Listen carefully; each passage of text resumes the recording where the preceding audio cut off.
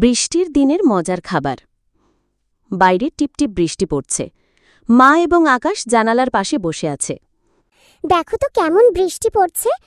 আজ যদি গরম গরম হাঁসের মাংস আর ভাত হতো, কি মজা হতো বলো তো। হাঁসের মাংস এই বৃষ্টির দিনে?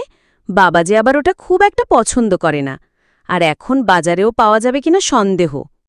কিন্তু মা, আমার না আজ খুব হাঁসের মাংস খেতে ইচ্ছে করছে।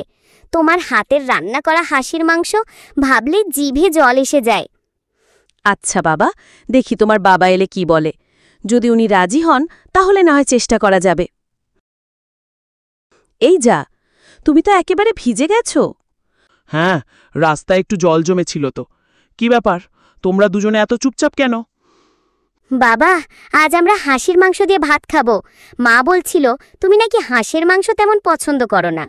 হ্যাঁ, তোমাদের মা ঠিকই বলেছে। তবে আজ যখন আমার ছোট্ট সোনার এত ইচ্ছে, তখন আর না করি কি করে বলো? সত্যি বলছো? এই বৃষ্টির মধ্যে তুমি আবার হাঁস আনতে যাবে? হ্যাঁ, আমার লক্ষ্মী ছেলে যখন চাইছে তখন যাব। বৃষ্টির দিনে গরম হাঁসের মাংসের ঝোল আর ভাতের মজাই আলাদা।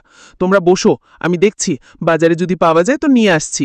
হ্যাঁ, বাবা আমার সেরা বাবা। কিছু সময় পর বাবা হাতে একটি তাজা হাঁস নিয়ে ঘরে ঢোকেন। এই দেখো, তোমাদের জন্য একেবারে টাটকা হাঁস নিয়ে এসেছি।